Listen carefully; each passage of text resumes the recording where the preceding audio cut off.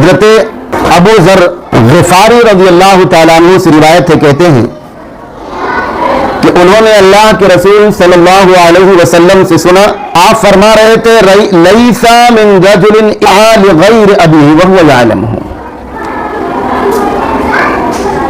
کہا کہ وہ آدمی ہم میں سے نہیں ہے،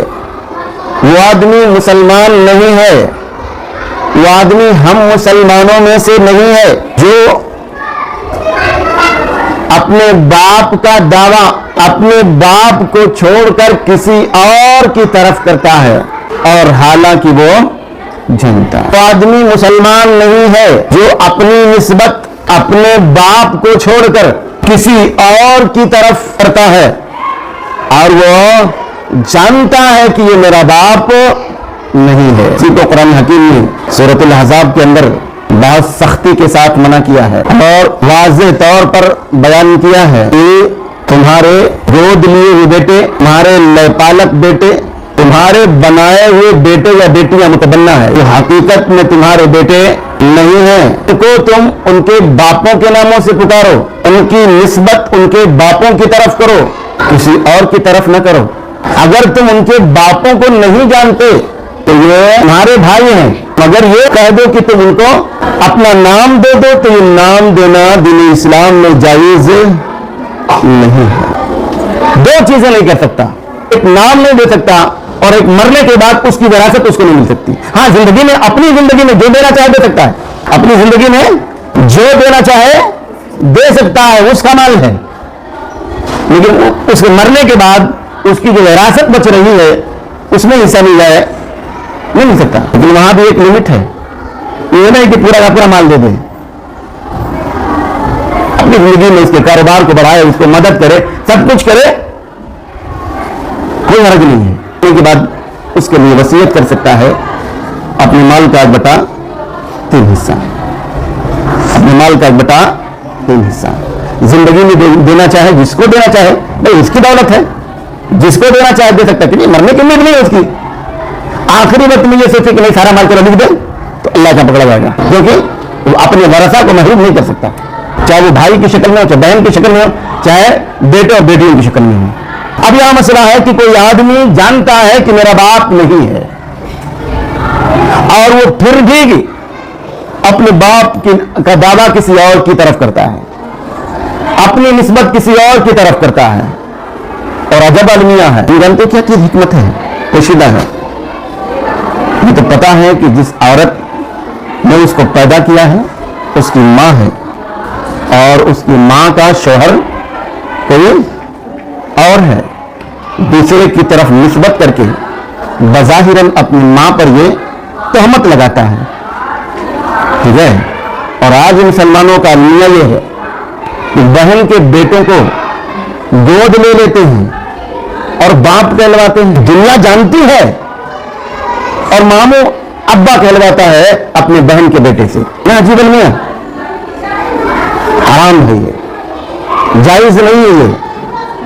چچا کو ابا کہلوا، چچا اپنے گود لے لیتا ہے بیٹے یا بیٹی کو،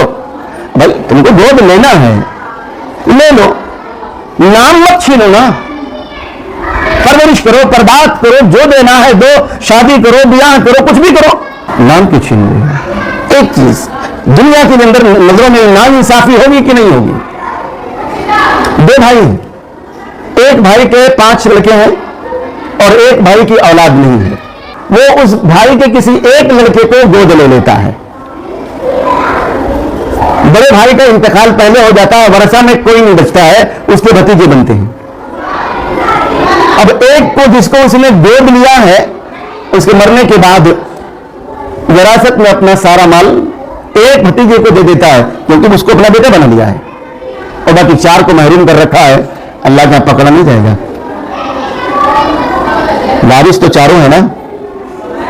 ورثہ میں تو 4 کا شمار ہوتا ہے، 5 کا شمار ہوتا ہے، 5 کو برابر ملے گا، لیکن اس نے سب کو چھوڑ کر کے ایک کو دے دیا، یہ ناانصافی ہے نا۔ اور لوگ ایسا کرتے نہیں کرتے ہیں، اور اس کو لوگ عیب بھی نہ سمجھتے ہیں، وراثت میں حق ہے سب کا، بہن کا بھی حق ہے، بھائیوں کا بھی حق ہے، یا اس کے پاس 4-5 بھائی ہوں اب اس کے مرنے کے بعد جو ہے چاروں پانچوں بھائیوں کا نہ دیا، ایک بھتیجے کو دے دیا، حالانکہ بھائیوں کے زندہ رہتے ہوئے بھتیجوں کا کوئی حصہ نہیں ہے، تو اللہ کے ہاں پکڑ ہوگی۔ من ادعا لغیر ابیہ وہو یعلم الا کفر، کہا کہ جس شخص نے جان بوجھ کر اپنے والد کا، جس شخص نے جان بوجھ کر اپنی نسبت اپنے باپ کے علاوہ کسی اور کی طرف کی، یعنی کسی اور کا بیٹا ہونے کا دعویٰ کیا، الا کفرا، تو اس نے کیا کیا؟ کفر کیا۔ اس نے کیا کیا؟ کفر کیا۔ ایسا آدمی کافر ہے۔ اب وہ لوگ جو بچے کو بھی دھوکہ دے دیتے ہیں، ان کا کیا انجام؟ مسلمان رہ جائیں گے؟ ابا یہ ہے اور کہیں گے بیٹا ابا میں ہوں، اور اس کو پتا نہیں ہے، تو وہ مرنے کے بعد جنت میں جائیں گے؟ حدیث آئے گی آگے، وہ جنت کی خوشبو بھی نہیں پائے گا جو جان بوجھ کر اپنی نسبت کسی اور کی طرف کرے۔ آگے حدیث میں ہے وَمَنِ ادَّعَى مَا لَيْسَ لَهُ فَلَيْسَ مِنَّا، اور جس کسی آدمی نے کسی ایسی چیز کا دعویٰ کیا جو چیز اس کی نہیں ہے، یہ دنیا کی ساری چیزیں بھی ہو سکتی ہیں اور اس میں متمنا بھی ہو سکتا ہے۔ بیٹا اس کا نہیں ہے اور اپنے آپ کا دعویٰ کر رہا ہے کہ میرا بیٹا ہے، روپیہ اس کا نہیں ہے، دعویٰ کر رہا ہے کہ میرا روپیہ ہے، دولت اس کی نہیں ہے اور کر رہا ہے میرا ہے، گاڑی اس کی نہیں ہے، دعویٰ کر رہا ہے میرا ہے، ساری چیزوں کو فٹ کر سکتے ہیں اس میں۔ تو کہا من ادعا ما لیس لہ، جس شخص نے دعویٰ کیا کسی ایسی چیز کا جو چیز اس کی نہیں ہے، فلیس منا، تو ہم میں سے نہیں ہے، وَلْيَتَبَوَّ مَقْعَدُهُ مِنَ النَّارِ، اپنا ٹھکانہ جہنم بنا لے۔ بیٹا اپنا نہیں ہے، کسی دوسرے کے بیٹے کو بیٹا بنا لیا ہے، بیٹی اپنی نہیں ہے،